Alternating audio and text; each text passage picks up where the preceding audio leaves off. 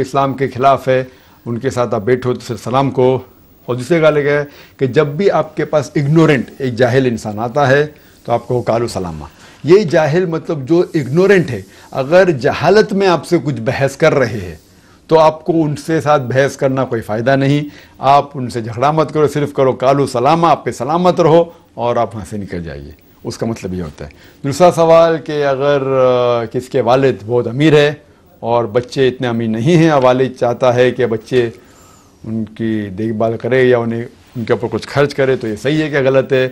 اگر کوئی بیٹا یا کوئی بیٹی اپنی والدین کے لیے کچھ پیسہ خرچ کرتا ہے تو اچھی بات ہے. اگر وہ حیثیت نہیں رکھتا ہے پھر بھی اپنی قربانی دے کے اگر اپنے والدین کے لیے کچھ پیسے خرچ کرتا ہے تو انشاءاللہ ان کا راستہ جنت کی طرف ہوتا ہے, تو کرنا ہی چاہیے. اگر آپ کے والدین امیر ہے پھر بھی اگر آپ کر سکتے ہیں تو اچھی بات ہے, الحمدللہ. اور اگر کس کی والدہ اگر جاہل ہے اور ان کو سمجھانے میں مشکل ہو رہی ہے تو بچے کیا کرنا چاہیے؟ قرآن کی آیتیں سورہ اسراء میں سورہ نمبر 17 آیت نمبر 33 اور 24 میں اس میں لکھا ہوا ہے کہ اللہ سبحانہ و تعالیٰ کی عبادت کے بعد سب سے اہم چیز ہے کہ آپ اپنے والدین سے اچھا سلوک کرو, آپ ان سے کائنڈ لو. اور اگر ان میں سے ایک بھی یا دونوں اگر عمر ان کی زیادہ ہونے کے بعد ان کی زیادہ ہو جاتی, ایک یا دونوں کی, آپ ان کو اف تک مت کہو, اف بھی مت کہو, لیکن ان کے ساتھ اچھا برتاؤ کرو. Lower to them your wing of humility and address them with honour. اور اللہ سبحانہ و تعالیٰ کو ان کے لیے دعا کرو. تو اس سے یہ ظاہر ہوتا ہے کہ آپ کے والد یا والدہ اگر ضعیف ہو جاتے یا اگر انہیں سمجھ کچھ کم ہے پھر بھی آپ ان سے اف مت کرو, آپ صبر سے پیش آؤ, انشاءاللہ آپ کو ثواب ملے گا. ڈاکٹر صاحب اگلی کال ہمارے ساتھ ہے نیو یارک سے, اور دیکھتے ہیں کون سے دوست آتے ہیں. ہلو السلام علیکم. وعلیکم السلام جی. ورحمۃ اللہ وبرکاتہ. میں علی خان بول رہا ہوں ڈاکٹر. وعلیکم السلام ورحمۃ اللہ وبرکاتہ. علی بھائی بول رہا ہوں. کیسا ہے علی بھائی؟ ٹھیک ہے. ڈاکٹر صاحب ایک سوال تھا.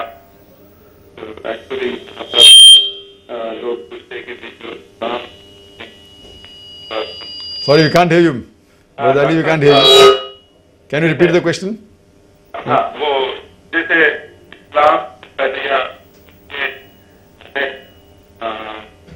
جو لوگ ایک آپ کی آواز کٹ رہی ہے. ارے بھائی بہت معذرت, آپ کی آواز کلیئر نہیں ہے, دوبارہ کال کیجیے, آپ کو لیتے ہیں دوبارہ. اگلی کال دیکھتے ہیں کون سی لائن میں ہے. ہلو ہلو ہلو السلام علیکم جی. ہلو السلام علیکم. وعلیکم السلام جی میں شاہدہ بول رہی ہوں. جی شاہدہ صاحبہ, جی میرا سوال یہ ہے. کہاں سے بات کر رہی ہیں آپ؟ راس الخیمہ سے. راس الخیمہ سے. جی میرا سوال یہ ہے کہ یوم ولادت جو حضور کا ہے 12 ربیع الاول ہے, تو ہر ملک میں الگ الگ ڈیٹس کو کیوں منایا جاتا ہے؟ اگر اس زمانے میں بھی انسانی یعنی پھیلے ہوئے ہوتے اسی طرح, ملک اسی طرح ہوتے, تو جب بھی چاند کی تاریخ کے حساب سے تو ڈیٹ کا فرق اس وقت بھی ہوتا. جیسے 12 تاریخ مکہ میں تھی تو اس وقت بھی 11 یا 10 ہوتی جیسے پاکستان میں آج ہوتی ہے. جی چاند کا سلسلہ تو شروع سے ازل سے ہی ہے, تو یہ چینج کیوں ہے کہ ہر جگہ 12 کو ہی منائی جاتی ہے؟ یقیناً اس وقت بھی مکہ میں جب 12 تھی تو اگر پاکستان کا وجود ہوتا ہے تو وہ 11 یا 10 تاریخ وہاں ہوتی. بالکل, آپ نے بالکل ٹھیک سوال کیا. اور دوسرا سوال یہ ہے, دوسرا سوال یہ ہے کہ کہا جاتا ہے حدیث میں کہ مسلمانوں کو غیر مسلموں کی تقلید نہیں کرنی چاہیے. جی تو جو یہ ٹائی اور جو جس سوٹ میں آپ بیٹھے ہیں یہ غیر مسلم زیادہ پہنتے ہیں, بلکہ وہی پہنتے ہیں, تو کیا یہ جائز ہے ٹائی پہننا یا یہ فل سوٹ پہننا ہے؟ بہت شکریہ, دونوں سوال بڑے اہم سوال. ٹائی پہ تو پہلے بات ہوئی تھی, ایک اور تفصیل سے بھی میں چند دنوں میں بات ہم کریں گے ٹائی کے حوالے سے اور حوالے سے. کتنی دیر کنٹرول ہوں؟ 40 سیکنڈ ہمارے پاس ہیں بریک پہ جانے سے پہلے, اس لیے ہم جواب جو ہیں اس کا تو فرسٹ کوشچن تھا کہ بریک کے بعد دیتے ہیں. ابھی مختصر صاحب پہلے دیں, پھر بریک کے بعد ہم دیتے ہیں انشاءاللہ. 12 ربیع اول پہلا چیز, کئی حدیث میں نہیں آتا ہے کہ محمد صلی اللہ علیہ وسلم کا جنم دن بنانا چاہیے, کئی حدیث میں لکھا نہیں ہے. تو 12 ربیع اول بنانا تو کئی حدیث و قرآن میں نہیں ہے, لیکن یہ بات ہے کہ جو بھی تاریخ ہے, اسلامک تاریخ ہے, عید ہے یا 12 ربیع اول ہے. بریک کی طرف جا رہے ہیں, اسی سوال کا جواب ہم بریک کے بعد آپ سے لیں گے, اور ہمارے ساتھ رہی گا, ٹیلی فون کالز کرتے رہیں. بریک کے بعد سوال, ای میلز اور گفتگو کے سلسلہ آگے بڑھاتے ہیں انشاءاللہ.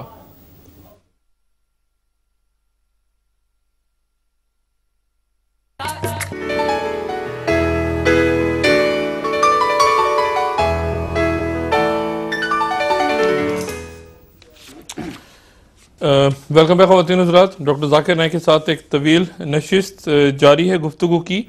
اور ڈاکٹر صاحب پہلی جو بات بریک پہ جانے سے پہلے آپ اس کو کچھ فردر کرنا چاہیں گے یا آگے بڑھیں؟ سوال تھا کہ 12 ربیع اول جی ہر ملک میں الگ ہوتی ہے، انڈیا میں الگ ہوتی ہے، سعودی میں الگ ہوتی ہے، تو کس طریقے سے منایا جا سکتا ہے؟ جیسا میں نے کہا کوئی بھی حدیث اور قرآن کے اندر یہ نہیں کہا گیا ہے کہ ہمیں محمد صلی اللہ علیہ وسلم کا سالگرہ بنانا چاہیے.